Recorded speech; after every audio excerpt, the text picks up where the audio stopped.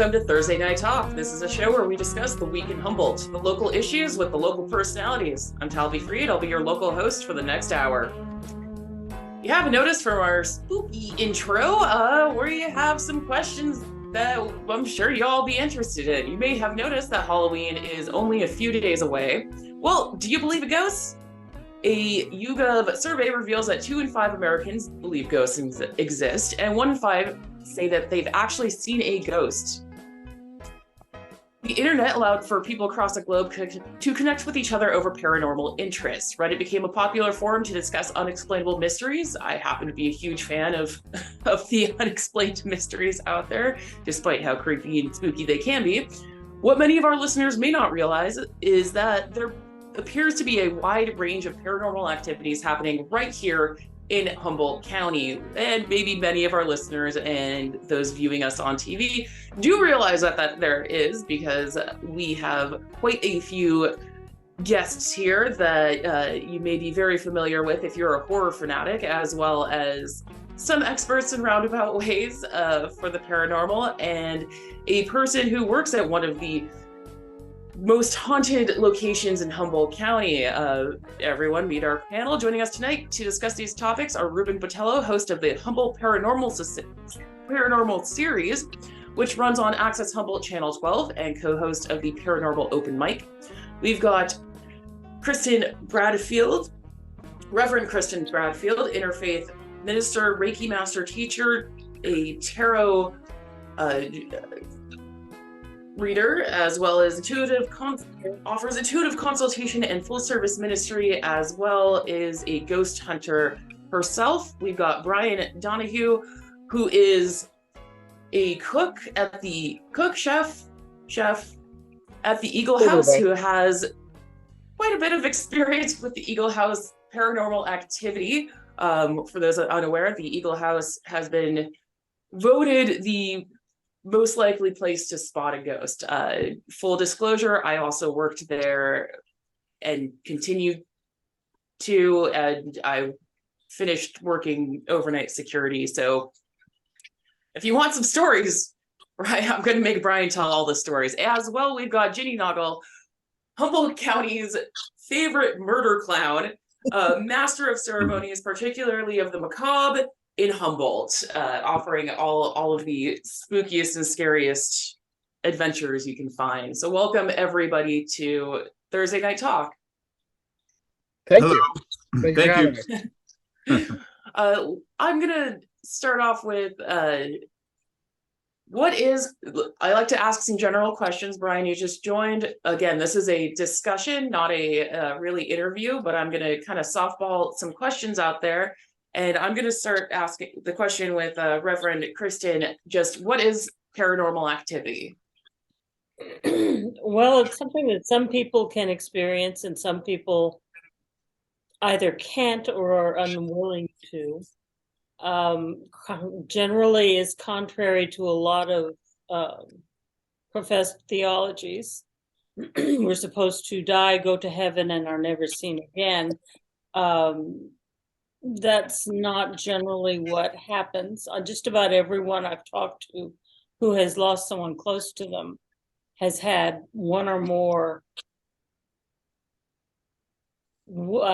shall we say, heavily loaded coincidences occur. Sometimes they hear voices, sometimes they see the person briefly and then never again. Sometimes they seem to experience them on a regular basis, steering things in their lives. So we do continue to have involvement with people after we pass out of this body. Generally, it seems to be a positive experience. I have never encountered a being that sounded anything like the opening.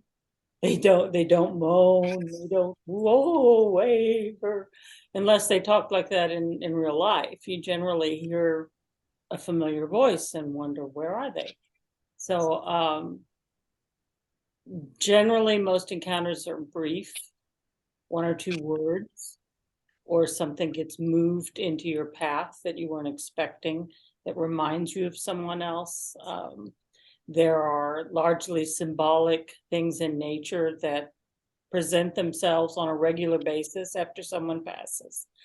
Someone was fond of butterflies, and you open your door every morning and there's a butterfly right in front of your face.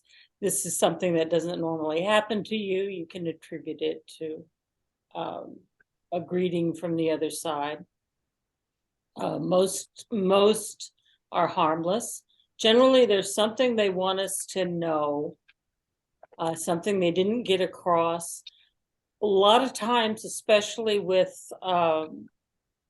old hauntings of people I've never known that I encounter, it's just a matter of, or it seems to just be a matter of, no one has seen them for a long time, and it's upsetting not to be acknowledged. Generally, you say, yes, I see you, I hear you, I see what you're trying to do, I hope you're well, and everything that's happening in the property calms down because they've been acknowledged. There's an aha moment oftentimes where we figure out, oh, that's what they're trying to say, and we notice a steep drop off after that occurrence, after they receive acknowledgement of what they're trying to communicate. The experiences stop happening for a while. It's like, finally someone heard me, and they go away. So yeah, these things are very, very common. I don't find them threatening at all. I've never encountered anything that I would consider demonic or evil in any way, unless the person was a real jackass in life. They're usually not in death. I mean, if they were impossible when they were alive, they're going to continue to be that way on the other side. So personalities continue to be who they are when they cross over. Ruben, did you want to add something to that? Yeah, I kind of approach the paranormal and investigations kind of trying from a scientific standpoint. I'm not a spirit medium like Kristin is. Some people have considered me an empath, but I've had my own personal spiritual experiences, and I've also had my own experiences during investigations. But I try to approach investigations from a scientific standpoint, where I try to get evidence of some kind of paranormal activity. For me, it usually comes through a ghost box, like a spirit box. It's basically a radio device, and the theory is that spirits are able to communicate through it to us in real time using radio signals. And I have gotten a lot of success, or what seems like I've gotten a lot of success through that device. I can't say for 100% I know what I'm making contact with. Like, I don't know are they human souls coming to us? If you listen to Christian circles, they may be demons pretending to be human souls, if you believe that. So I can't say with a certainty what they are, but I feel very high confidence that I'm making contact with something. I've gotten what sound like very crystal clear answers on my ghost box when I would ask questions to the spirit world. I think one of my favorite ones was I was at the Buzzard's Nest Antiques and Uniques in downtown Eureka, which is now the Epitome Gallery, across from the gazebo, and it's in a building underneath what used to be the longest running brothel in Eureka. And the question I asked was, are you human, spirit? And what sounded like a very crystal clear voice, a female voice, came through and just repeated back, human spirit, in all those pronunciations. And actually, if you view my episode 2, you'll see what I'm talking about. It's very crystal clear. I think toward the end of it, I asked another question. I asked, are there any spirits of prostitutes in this building? Because it used to be a brothel. And a very clear answer comes through that says, the prostitute's dead. Anyway, so you'll get kind of like cryptic answers or what I feel like I'm getting cryptic answers through the ghost box. Sometimes they don't completely make sense, but they seem connected to the questions I'm asking. So yeah, I can't explain what it is, but I definitely feel like I'm getting something. I like to think they're human souls, and maybe that's what they are. I've had my own personal experiences. Well, let's see. Even when I was, we just finished investigating at the Samoa Cookhouse. I was setting up some EM pumps. An EM pump is a device that generates electromagnetic energy, and the theory is that spirits feed off of electromagnetic energy. So if you turn an EM pump on, it increases the chances of a spirit manifesting. So before the team came to do the investigation, I actually had to go and set up the EM pumps I had to put them in the most haunted locations in the building that I knew of, by myself in the dark with nothing but a flashlight. So I was basically walking down the hall on the second floor of the Samoa Cookhouse all by myself in the dark. And as I was walking, I swear I've heard knock sounds as I was passing by the rooms, going all the way to this one area that's supposedly the most haunted location. As I was coming back, I heard a voice whisper in my ear, like it came right up on my ear. It didn't make sense really, but it was kind of I don't know, it was like a hissing sound or something, but it was very clearly a sound, a voice. So like I said, I can't explain what these things are. If I'm going to be honest, I can't 100% tell you what they are, but there's something going on. I can tell you that much. I hope that maybe that answers your question. Yeah, sure. As somewhat of a skeptic, I would like to later in the show get into the radio frequency aspect, because I've heard this a lot. There was a ghost hunter that came locally that's nationally known and mentioned it, and I wish I could speak more to them because I'm a little bit obsessed with radio. Ham radio license. Frequencies are important in all of this because all electricity kind of runs on some frequency or another. But I'm a little bit of a skeptic about that, but we'll get into that later because that sounds fun. And I think some skepticism in this show could be appreciated. I'm going to jump to Bryan because I know you've had a lot of paranormal experiences, it seems like. Yeah, I mean, no, I don't really have any interpretation of it, but I definitely have had a few things happen to me in this hotel. I'm about a year and a half at the Eagle House, and I also apologize if there's any noise coming in. I just got off and I'm kind of in my car doing this. But the main thing with the Eagle House is how it's separated into different entities from what I've been told. On the second floor in the banquet room, from the research that I've done, I always feel a presence whenever I'm in the upstairs kitchen. About a year ago, actually around Halloween, I was simply just taking everything from the kitchen, bringing it to the upstairs walk-in. And as I was putting things away in the walk-in, there is a back door that you go through that only locks from the inside. And that's essentially where you have to take the cart, because otherwise you have to go up a flight of stairs. And while I was putting things away, I slowly heard something breathe behind me. Just a absolute chill went up my spine, and I heard the door lock. And the other side of the kitchen, the upstairs kitchen, you go in through these swinging doors, and the doors just started swinging, and I immediately ran. I am kind of skeptical, but I do have to say, at the end of the day, I do believe in ghosts, and I do believe in the experiences that I've had. There have been plenty of other instances on the fourth floor that's known as the captain's quarters. The captain, I believe, was a naval captain from, I want to say, the 1940s, 1950s, maybe even earlier. I didn't really do my research on that one, but there are stories of cigar smoke. The carpet will sometimes be damp 1 second, but you come back another hour and it's completely dry.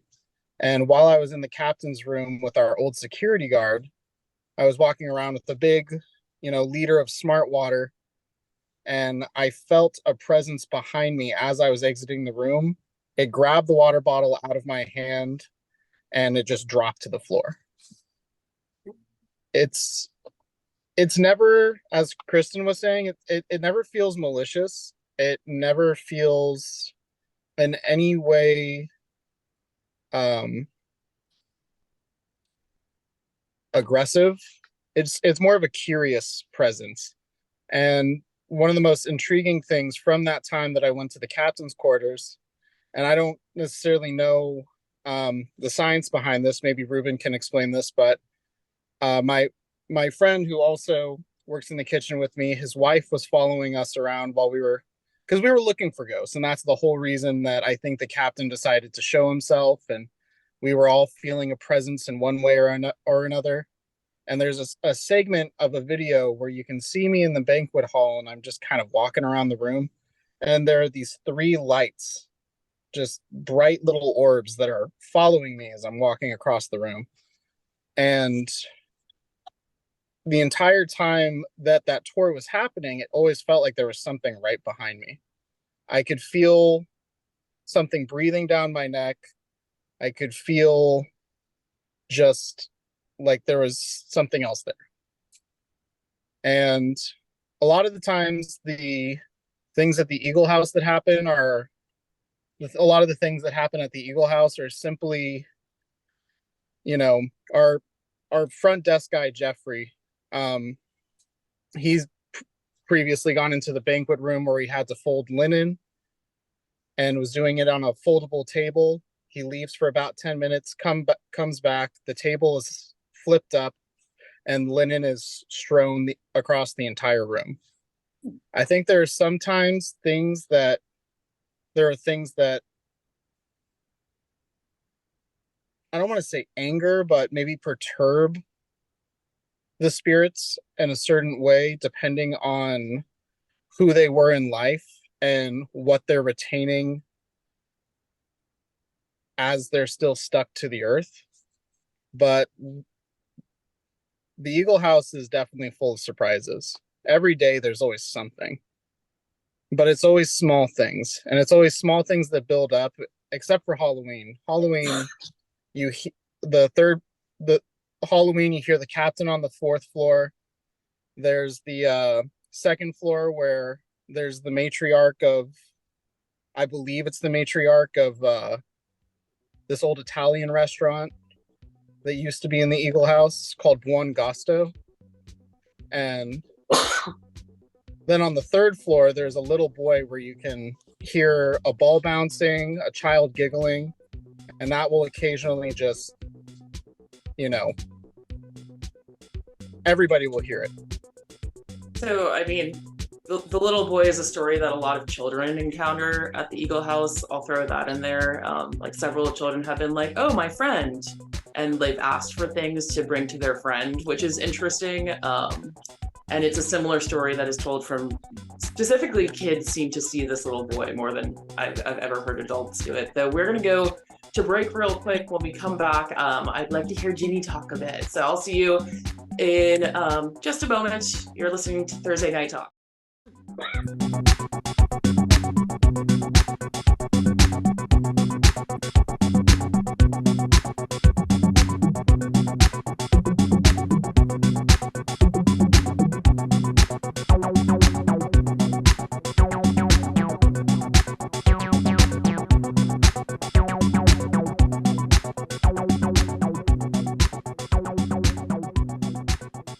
All right, everyone, welcome back to Thursday Night Talk. We are talking about Humboldt County's sort of paranormal side, and I've got some very, very interesting guests, and everyone is coming from a little bit of a different background here.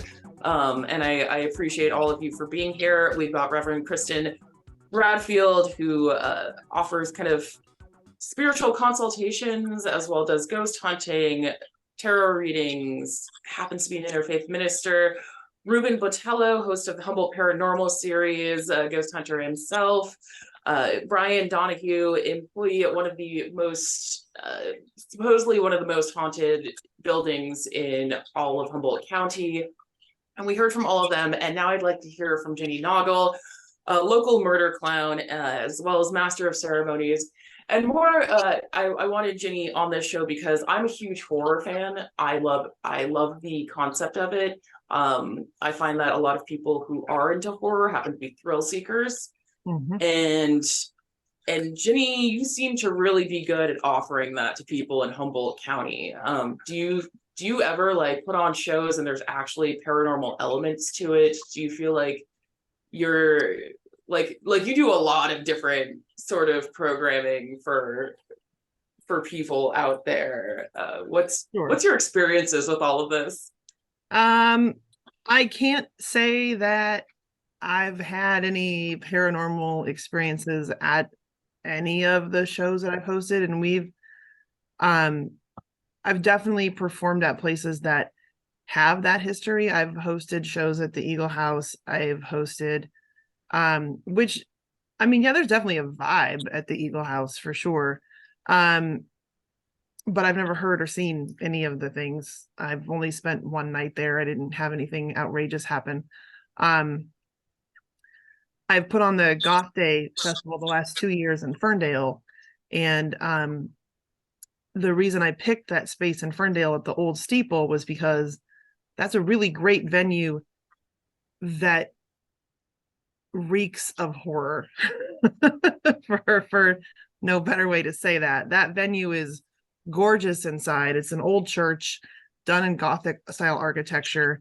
It's been turned into like a music venue now, and there's amazing stained glass windows that have all kinds of creepy, great storylines. There's one, I forget the woman's name, but it's like the woman's name and it said, she did what she could. That's her epitaph, which is the best epitaph ever. Like, just, you can just hear the meh in the voice. I love that venue, and doing Goth Day down there was kind of a struggle because like the town didn't really get into it that much, and it's really hard to get people to go to Ferndale because apparently that's just so far away for the 7 miles down the road that it is for everybody from Eureka. But once they got to the venue, people understood like why, because it is really cool in there. It does have a good vibe, and it is next door to this historical, beautiful cemetery that just takes your breath away when you can go through it. So it's, yeah, that's a great venue. If you are looking for something a little bit darker or a little bit creepier to have an event, I would highly recommend the old steeple. There's an attic up there that feels, yeah, something weird's there. But I don't know, I haven't met them, so whatever. Yeah, I can't say that I've had any like paranormal experiences on stage, but it's in putting on shows, especially in October, or other horror themed shows that I do, you do try to find the right venue for the right gig. I'm looking at moving Goth Day next year to Eureka, and I've picked a venue that does have a bit of a haunted background to it. So I'm hoping that will that will play out for everybody next May. I think it's interesting that you haven't had experiences, because I kind of consider myself the Dana Scully of everything. I just absorb everybody's stories, and I'm like, I'll retell them. You know, like, this is what I've heard. People ask me, and you know, or expose what they've seen. Though I've had to walk through a lot of places that a lot of other people consider very haunted. I've been the only person with like a flashlight to walk around through many places, and I don't really feel like if I have seen anything, I don't think I would know it, because I just be like, oh, that's just the wind. That's just an old building creaking. That's just a normal thing. Though I think if somebody else may have experienced the same things they would have been completely, absolutely terrified. Yeah, And I feel like I've been through so many, well, artificially made horror scenarios like haunted houses, and I've done so many things that I don't, I guess I jump scare easily when I'm in a haunted house because that's what you're expected and you're trained to respond in that way. But yeah, I think I definitely fall in the more of a skeptic category. I mean, it's not in Humboldt, but I did go to the haunted museum in Vegas last year to see all the cool artifacts and stuff that are there. And there is a really amazing collection of stuff there, and it is quite possibly the best laid out and meticulously designed museum I've ever been in. But the hype about some of the stuff in some of the rooms, I was just like, oh, no, that's not how that works. Like, oh, this doll where everybody walks in the room and people get nosebleeds and pass out. Yeah, it's Vegas. It's 120 degrees. You made people stand outside in line for an hour, won't let anybody stop to eat or drink anything. People pass out because it's a 3-hour walking tour that they don't tell you until you're through the door that you.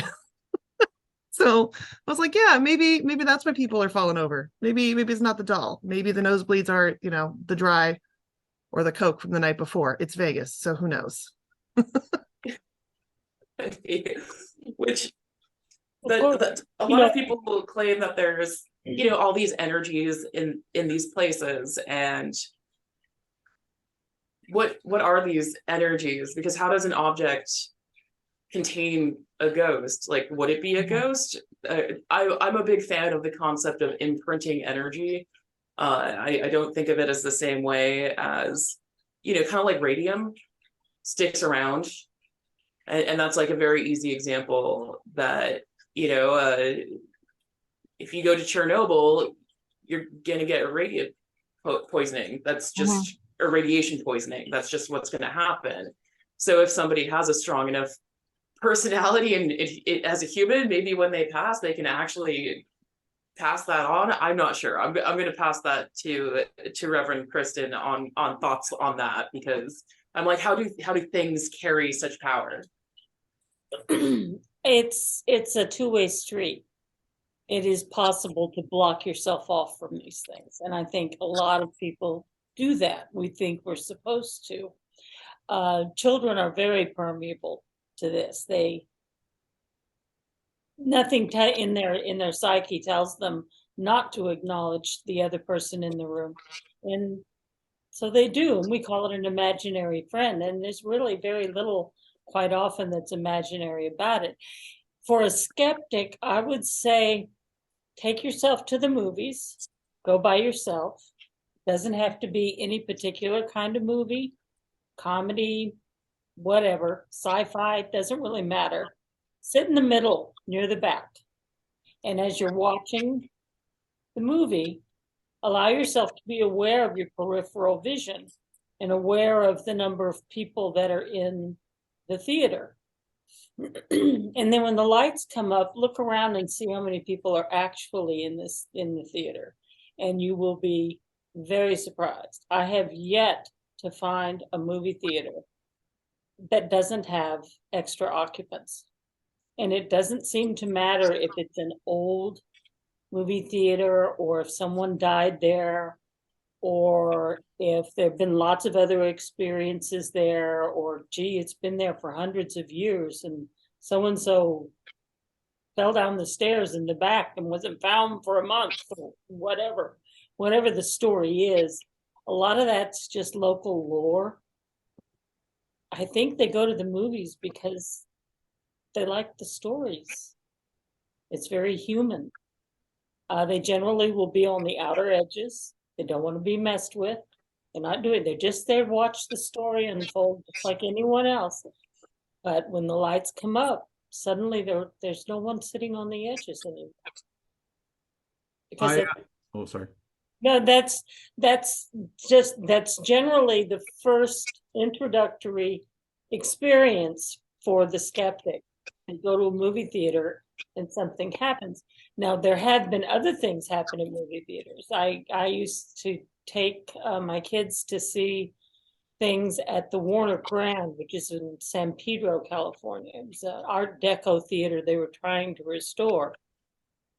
My kid is sitting next to me, and all of a sudden, she's practically in my lap. And it wasn't a scary movie. And I said, "What's wrong?" She said, "Somebody sat next to me." I said, "Okay." And then she said, "There's nobody there, but somebody sat next to me."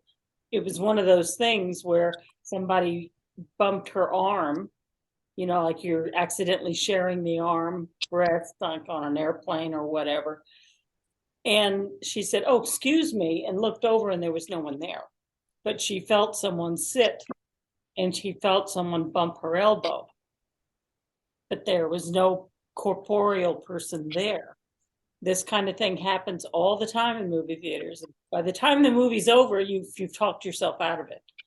But it doesn't mean it didn't happen. Like I said, they're just people, like anybody else. So Ruben, you wanted to add something. Yeah, I remember Kristin telling me that method, that story of how if you stare at the center of a movie theater, you can kind of make out spirits in the side aisles of the theater with your peripheral vision. I actually tried that recently. So I went with a friend to watch the Exorcist Believer movie, the new one. And as we were walking to the theater, I remember what Kristin told me. So I kind of stared at the center of the screen.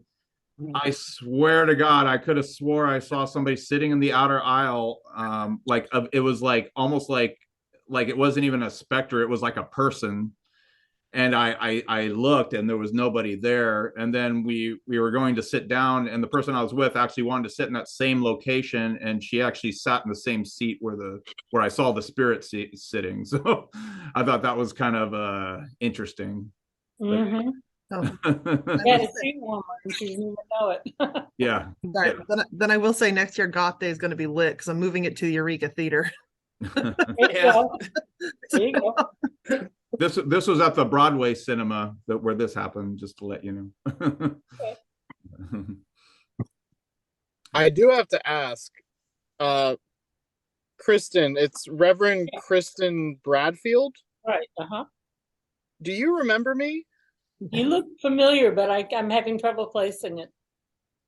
So it's kind of a funny turn of events. It took me a second to realize, but so I had met you previously in Arcata. We had crossed each other on a walk, and I was with my friend. It was in the Arcata forest. And there was a very strange man who I remember you. brandished a hammer. Yes. And we walked together to stay safe. Yes, I remember that. And I was really appreciative to have the companionship. Of course, but I'm happy that we got through it together. I do want to ask though, because He was an odd character, wasn't he? He was. But you said something very interesting to me about in terms of energy and our connection and sensitivity to the spiritual world. Do you think you can talk a little bit about the sensitivity to electromagnetic frequencies? And kind of, I remember you asked me, because at the time personally, Talvi, this isn't something that I've told you, but I was going through a pretty gnarly experience. I had just gotten over it, but a pretty gnarly experience at a previous spot that I was living, where there was a lot of spirits in the house, and I didn't know whether they were welcoming or not. And it was, I don't want to say it was purely coincidental, but meeting Kristin at that point was a helpful insight into a lot of the fears and misunderstandings that I had towards spirits at that point. And Kristin was telling me, is there any sensitivity that you have maybe to electronic appliances? Do you feel the frequency? Do you feel the magnetism? And I'm wondering how, if you could explain that again. because I personally think that's why I feel things so strongly at the hotel, and I'll tell Talvi about it. But Yeah, it can change the fabric, the energetic fabric of a location, of a building. If the wiring's a little off, the old-fashioned cordless telephones, the ones with the antenna that used to be on, those things were chronic about sending out EMFs into the air. And two things can happen. First of all, it can make you a little paranoid. Just physically having a reaction, it makes you more nervous, more susceptible to your own imagination running away with you. I used to have one of those.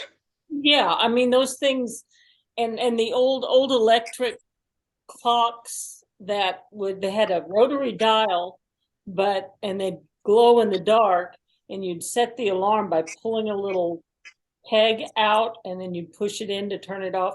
They used to sell them at the drugstore. Every college student I knew had one of these things because they were very cheap. You could pick one up for $4, and if it gained or lost 2 or 3 minutes, it was not that big a deal. Not a high sensitivity instrument here, but they would spill out these EMFs, and since you kept them close to your bed, half the people I knew who were sure that their apartment was haunted were sleeping next to one of these things. So it can cause false symptoms that mimic a paranormal experience. That being said, those things also provide them the energy, like Ruben was saying, to draw on, to manifest, to do things. So you become their playground for that sort of thing. So yeah, bad microwaves will do it. Those clocks would do it. Old cordless that makes sense. would do it. I really all also the things feel like that we lived with when we were starving college students. This stuff makes us neurotic. Okay. So this is a good moment also to say that carbon monoxide testers can save lives, and a lot of people who experience things, the first thing that they should do is go test that carbon monoxide to see if anything's leaking or if there's any other gas leaks. Discharge carbon monoxide. I think that's gas burning stuff. We're talking about gas burning appliances, furnaces, fireplaces, those kind of things give off carbon monoxide, but I don't think electric clocks do it. No, but I am saying that if you're experiencing paranormal activity or paranoid thoughts, or are suddenly becoming having strange thoughts that you never had before, please get get everything checked. Get your electrical systems get everything checked, because that can be a very simple solution to any hauntings. Exactly. Sometimes a cigar is just a cigar. I mean, we understand this. But all that being said and qualified, when you're living cheap, when you're living on low income, you're living in older places, generally old wiring, a trail of previous occupants have left marks. Maybe that was a happy point of their life, or a point in their life where they continually revisit because they didn't sort something out properly in their lifetime, whatever their reason is. And these places do also tend to be more haunted because the periods of our life when we are short of cash are also the periods of our life that are fraught with disasters or accidents or misbehaviors or this kind of thing. And we tend to revert to those places in our lifetime when we're doing review. After we leave, we go back and try to sort things out, if you will. So we're going to take a break real quick and come right back. And I'd like to carry on with the electromagnetic frequencies and all of that in just a moment.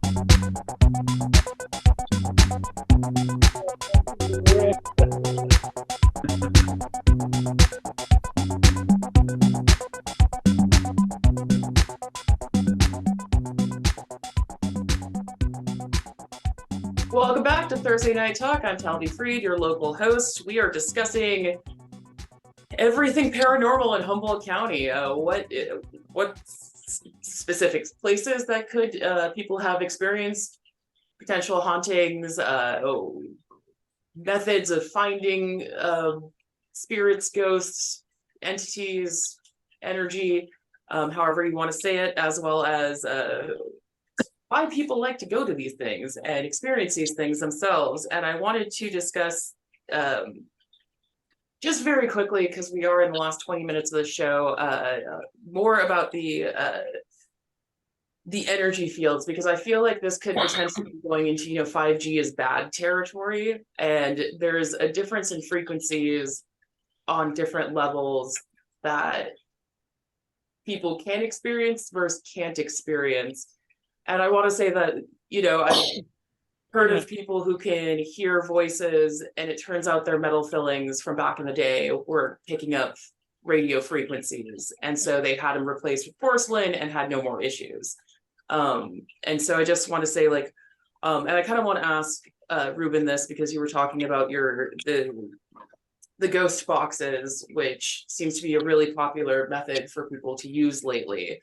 And how do you know that what you're getting is not somebody, not knowing how to squelch their, ham radio? I'm sorry, I'm a little confused by your question. So how do I know it's if somebody's like over under their bands and say going into a territory, like say what if you're picking up a submarine signal and you're just on that right. level? So it's ghost hunting in general it's kind of a subjective thing. Like I can have all the evidence in the world and display it on an episode, and even the skeptics would not believe it. Like they would say, oh, you photoshopped it, or you messed with the radio waves, or whatever they did. So and even if I get something that sounds clear on a radio, even the skeptics are going to say, well, it's just you're looking for things to a pattern to add to it, to make it something that it isn't.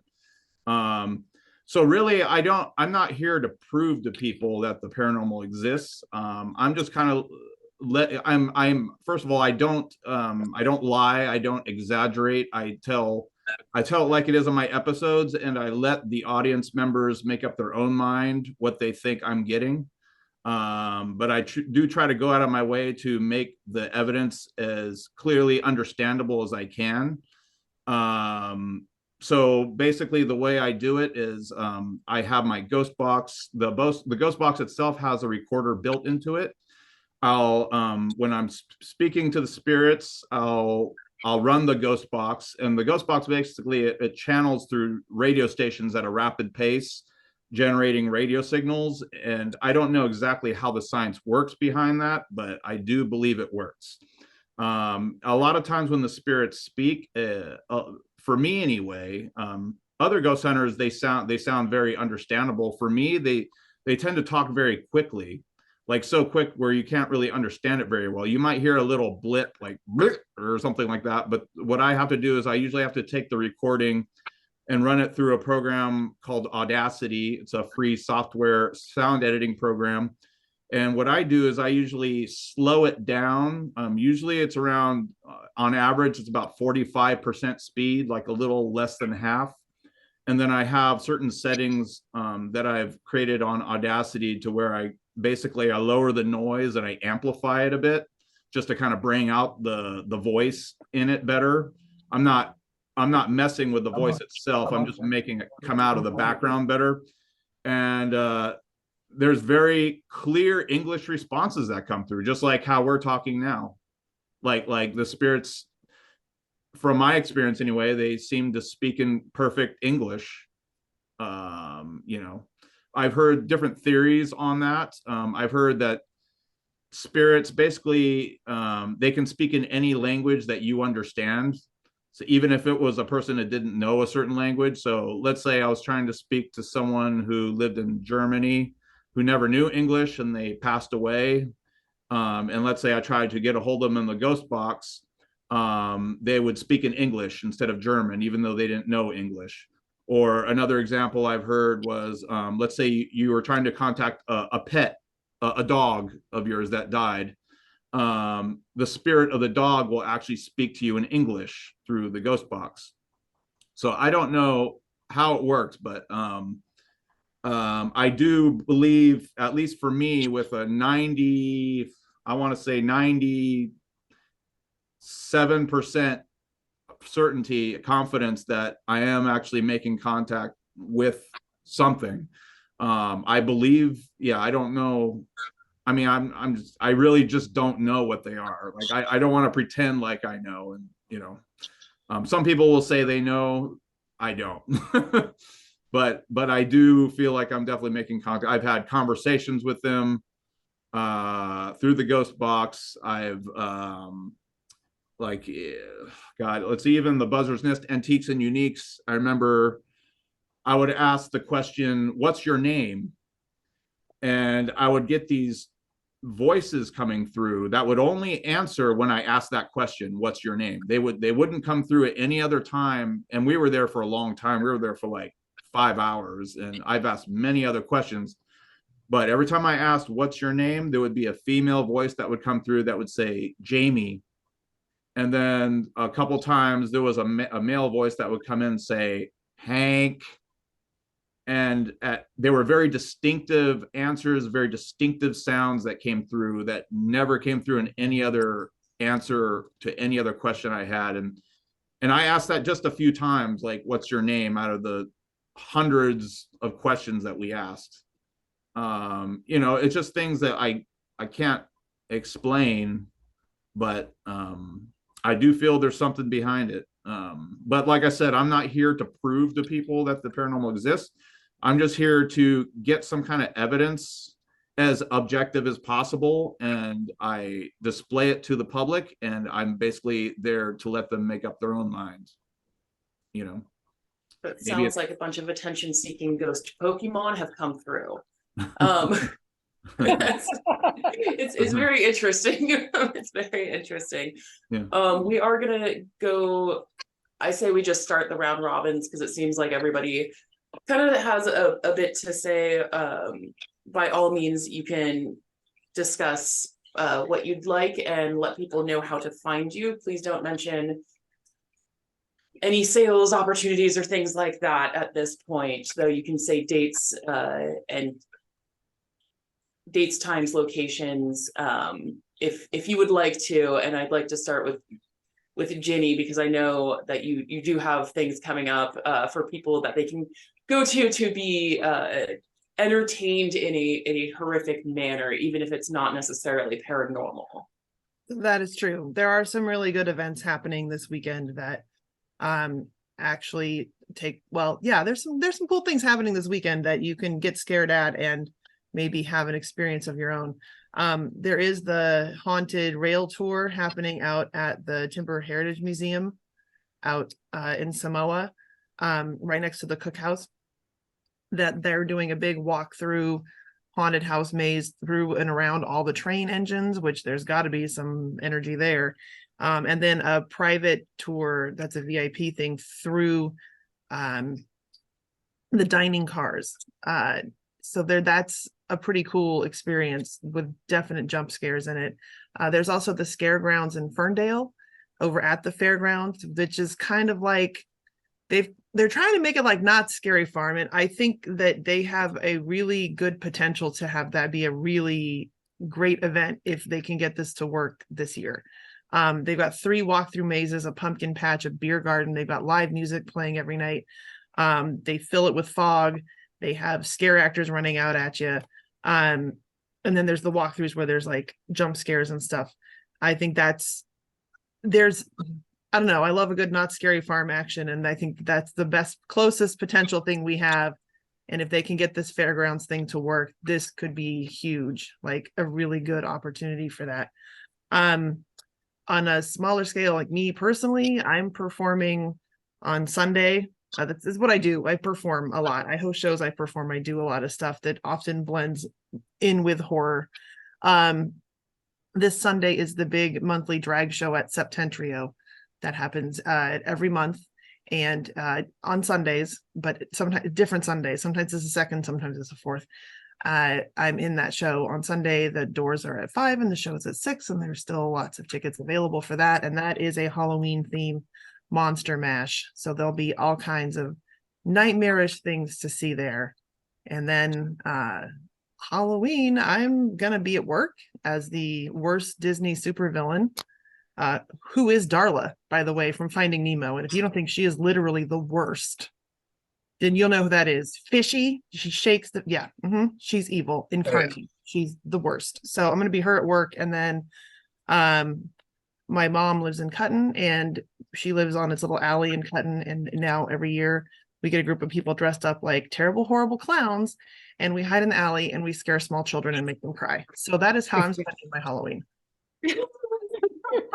That is the best. Bryan, you don't have to talk about. Thank you, Ginny, for being on the show. Our glorious local murder clown, the one and only. Bryan, is there anything that you want people to take away from? I mean, you know, we got a really cool event coming up on Halloween itself. We make some really good food, some really good drinks, and you know, if you're not doing anything on Halloween, I still think there's a lot of tickets available. So Eagle House has definitely got some fun stuff going on. Well, thank you. Is there anything you want to comment about paranormal activities or any of that? No, I would just encourage anybody listening to you know, I would say I'm kind of a fine line between fully believing, but I still have a little bit of skepticism. But I would say, you know, whether it's an echo or whether it's a spirit that's just stuck to the world itself, you know, I would say open up your heart, and, you know, whether it's over at the Samoa Cookhouse or here at the Eagle House, you know, have fun and, you know, go get a little bit spooky this Halloween. Yeah. Great advice. Thank you, Bryan, for being on the show and sharing your experiences. Ruben. Yes.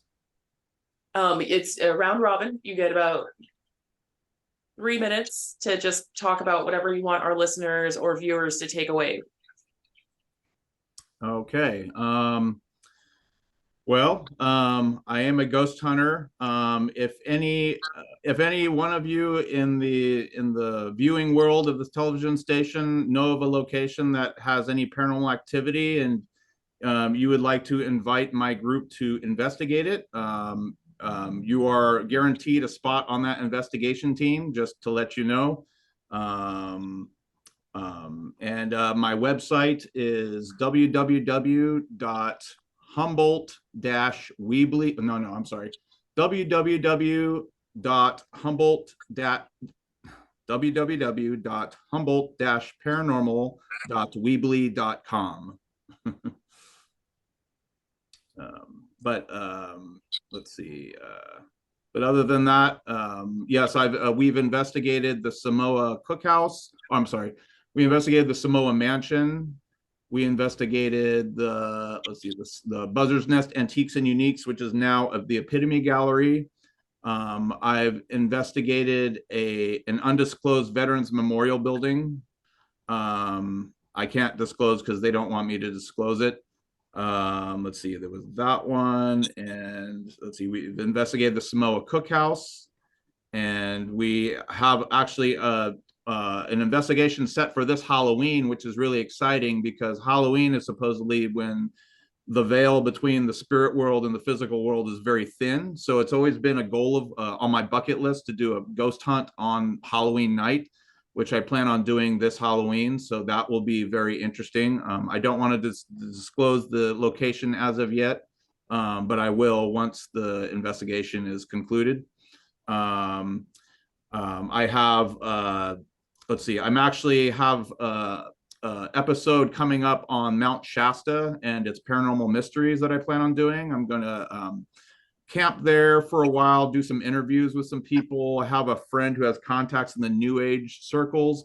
And I actually have a kind of celebrity, a world celebrity who's actually going to conduct an interview for me on that on that episode. I don't want to reveal his name as of yet until the interview is completed, but he is well known. I will say that he was on William Shatner's television show called The Unexplained.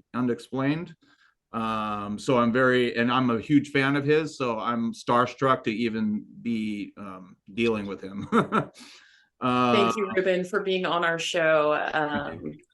Reverend Kristin, you've got about 2.5, 3 minutes. Oh, Lord. I think probably my takeaway is that really the living are far more frightening than anyone who's passed over. That's important. Yes, they can startle you. Yes, it feels different, but there's absolutely no reason that I've found to be afraid of any paranormal experience you may have had. Allow yourself room when something's happening and it feels different, feels odd, just to stop and say, is anyone there? Is there something you need to tell me about? And see what happens. See if you hear anything or feel anything or learn anything. They're just people for the most part, just people like you and me who have something to say. And I think it would be very kind and very generous, give them the opportunity to express themselves. And if they can't bridge the gap, well, at least maybe they heard you try. And sometimes that's enough. Well, thank you so much. I'm a little bummed. I guess I have a minute. Bigfoot, is that a paranormal entity? Yes. I don't know. Maybe it's a man who needs a razor. I really can't guess. Maybe, but it's where I'm headed Never right now to get experienced one. Never experienced it. I have seen a bear. That's about as close as I've gotten. Ruben says yes. Yeah. Wait, what? I mean, there's different theories on Bigfoot. Some say that it's kind of like an interdimensional being. But like a lot of times when people see Bigfoot footprints, for instance, you only see one footprint. You don't see like a trail of them for some odd reason, right? Some people think that's because they kind of go in and out from this dimension to some other dimension, which if that's the case, then to me, that makes them paranormal. Fair. So that is definitely that was muddy. What was that? Maybe there was just the one spot that was muddy.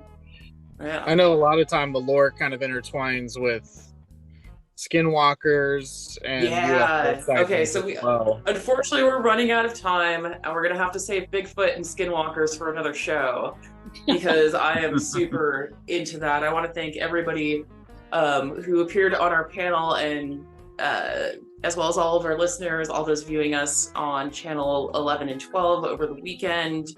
Thank you to Gini Noogle, our local murder clown, master of ceremonies, wondrous dark entity that somehow we got privileged enough to have in our county. Bryan Donohue, I'll see you at work over at the Eagle House. Sounds good. Sounds good. I'll walk you through the hallways any night. Thank you. I will need it. I get easily scared. Reverend Kristin Bradfield, thank you so much for being here. You didn't mention how people can contact you. Did you want to give a website? Oh gosh, I don't website, so I don't really have one right now.